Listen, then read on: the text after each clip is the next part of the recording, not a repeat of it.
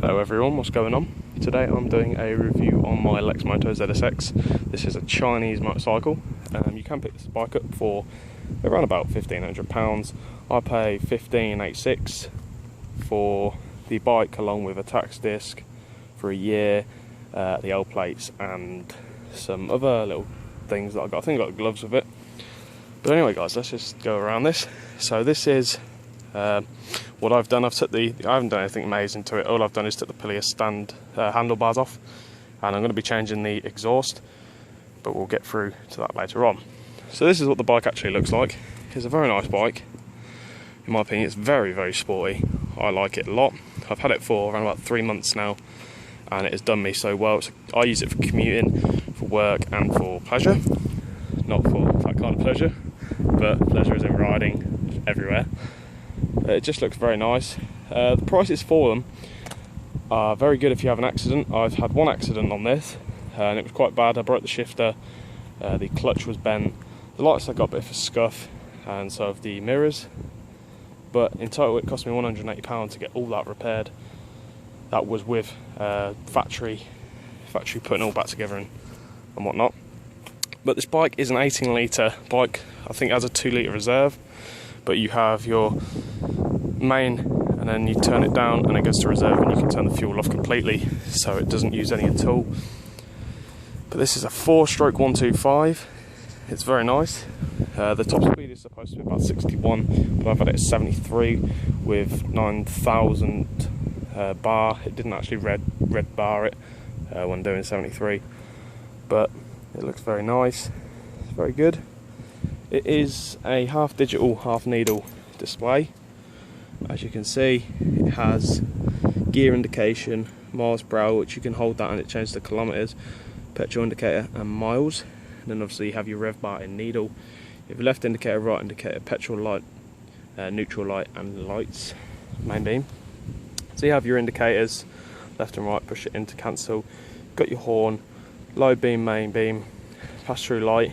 You have your choke, you have the kill switch, the lights, so daytime lights and nighttime lights, as I call it. You get your electric start. This bike does not have a kickstart, it's fully electric. It's very nice. Let's go into the back. The bonnet, well, boot as I call it, because it is quite big. I would declare it's a boot. Fit quite a bit in here. If I can open it, my key is a little bit crappy. It's quite big. It has my chain in there with a big fat lock on it, and I always carry around the essential parts such as loads of spanners and torques and all that's all in there. Fits very well and it closes very easy, as simple as that.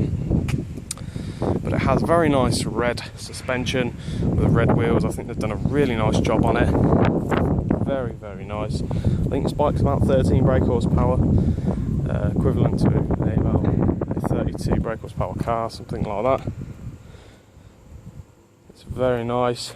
I do not have to fill up the bike for a reasonable amount, about 2 weeks, and when you want to fill up it's about £14. Really not expensive at all, and in my opinion it has a very nice sporty look to it.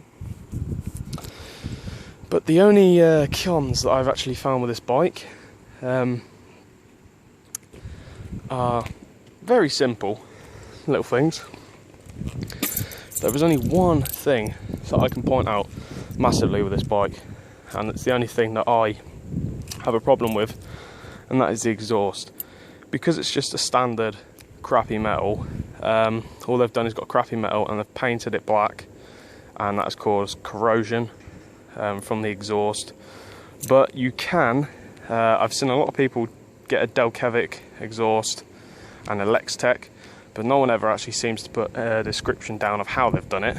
But if you guys want to know how to do it, all you have to do is buy an XTRS exhaust manifold from the engine all the way down, and then you can buy the Lextech exhaust tip or muffler, whatever you want to call it, and you can clip it on like that.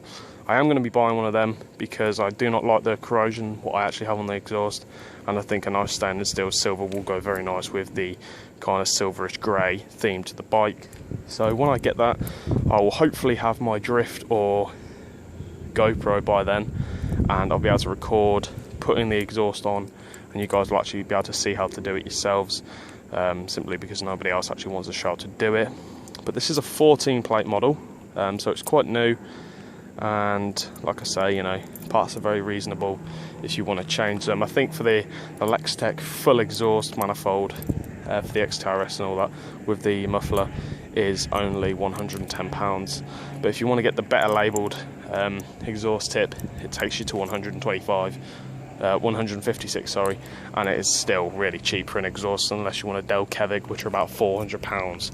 So in my opinion, I would just stick with the Lextech because they still sound very nice, as you guys shall see in the near future. But apart from that, guys, that is the review on the bike. That's all I can really say. The insurance is very cheap. I think for me it's about £66 a month, but that's a 10-month base, so they will get more out of you, but that's nothing really to be ashamed of. £66 a month is nothing compared to a car where you'd need about at least £250 a month for a thing. I have no years, no claims either, so it still works out very cheap in my opinion. But that's really it, guys, for a review on this bike.